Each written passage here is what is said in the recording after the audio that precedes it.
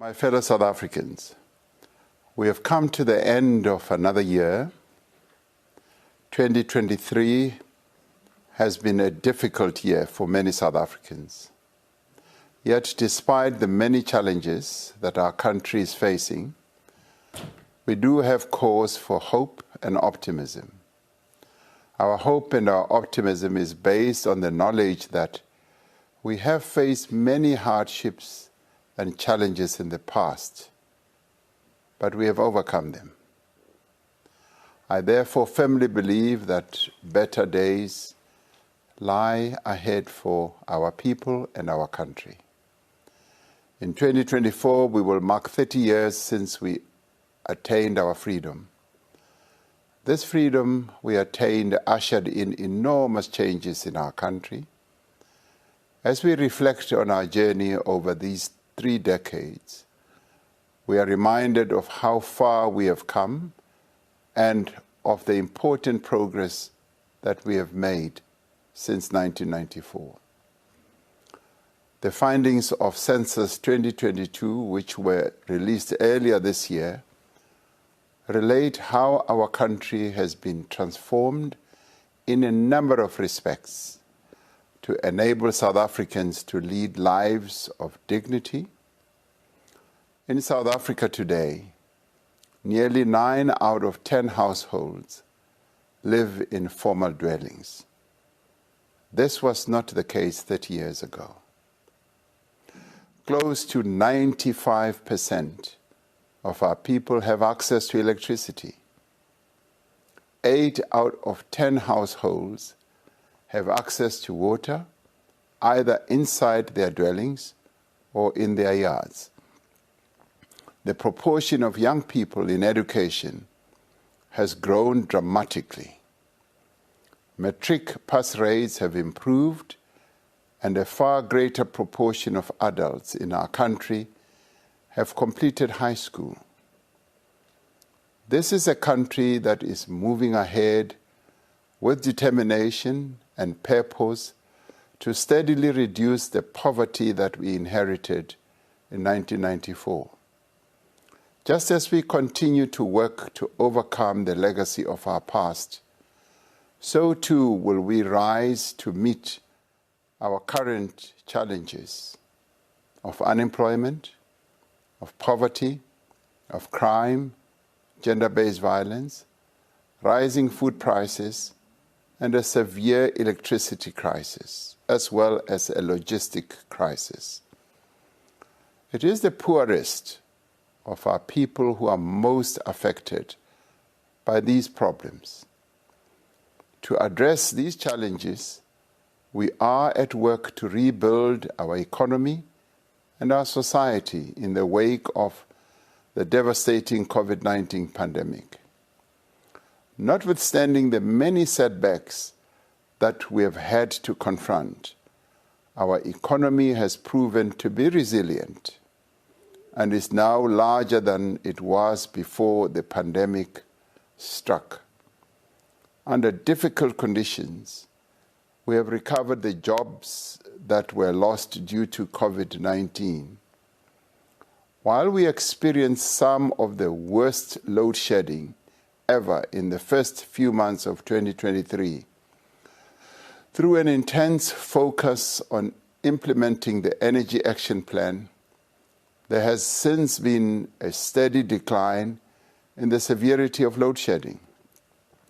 Through regulatory changes and other measures, we are seeing massive new investment in energy generation and in the installation of rooftop solar. The Northern Cape alone has seen well over 70 billion rand of investments in renewable energy as the sunniest province in our country. We are encouraged by the confidence of local businesses and international investors in our country's prospects. We continue to attract new investment, which supports the growth of local businesses and creates more jobs. Government departments, Transnet, industry, and other social partners, as well as Eskom, are working closely to address the electricity challenge and also working closely to relieve congestion at our ports and increase the volumes of freight being carried on our key rail corridors. To address the crisis of unemployment, government has undertaken a number of interventions, including the Presidential Employment Stimulus. This initiative represents the largest expansion of public employment in our country's history. It has provided life-changing opportunities to more than 1.2 million unemployed South Africans in a number of sectors such as education, agriculture, environmental management and conservation, science and innovation, and the creative sector. This year, Parliament passed a number of laws aimed at further improving the lives of South Africans. These laws include the National Health Insurance Bill, which will pave the way for equality in the provision of healthcare services to all our people. We are making progress in the fight against corruption, including bringing those responsible for state capture to justice. We are putting in place laws, institutions, and practices that reduce the potential for corruption. To build communities that are safe and secure, the South African Police Service has established specialized task teams to tackle organized and violent crime, as well as crimes of economic sabotage. To bolster our fight against criminality, we have trained and continue to train thousands of new policemen and women.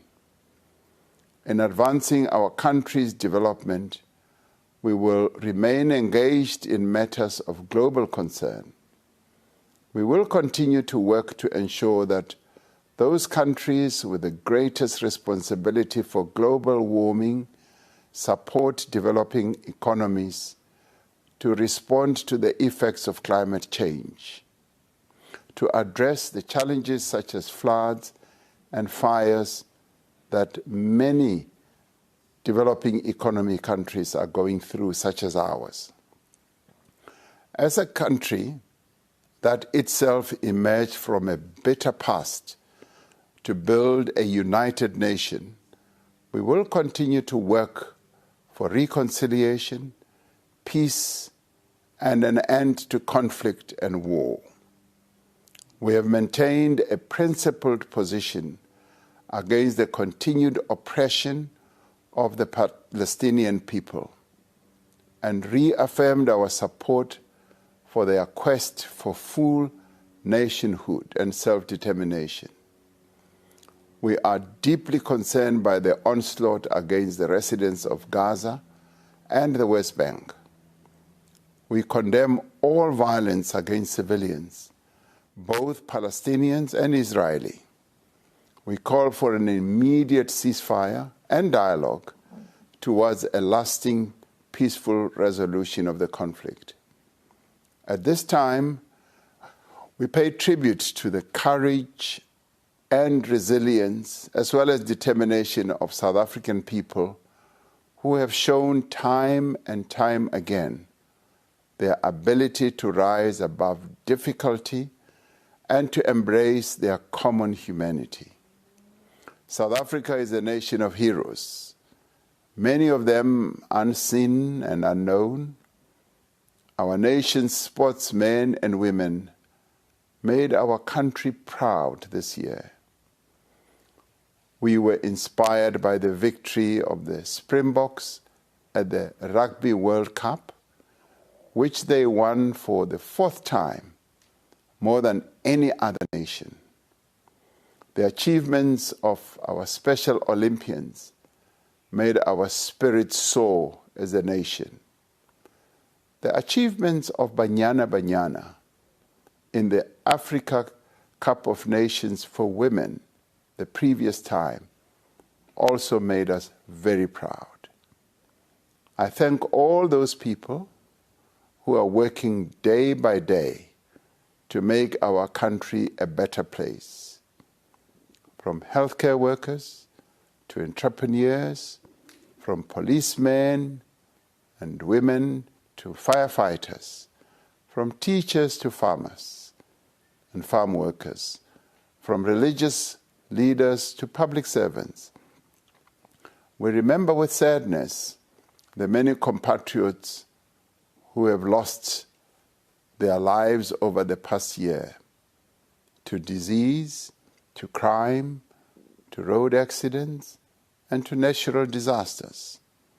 We mourn the recent loss of life and property in floods and fires in different parts of our country. We salute the rapid response teams that have always responded to these disasters to save life and property.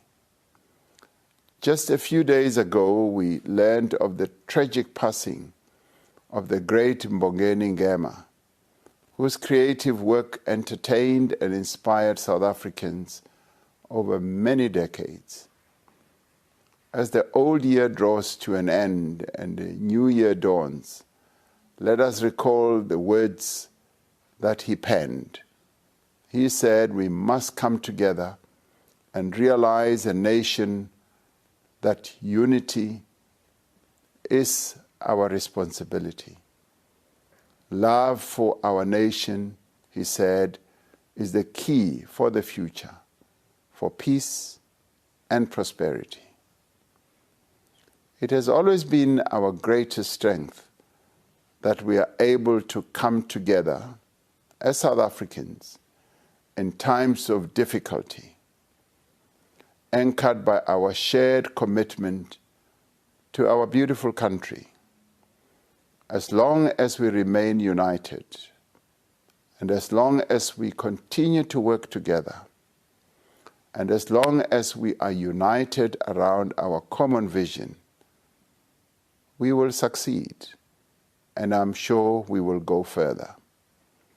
As we look back on the year that has passed and the challenges it has brought, we must look to the future with hope. We must continue to move forward.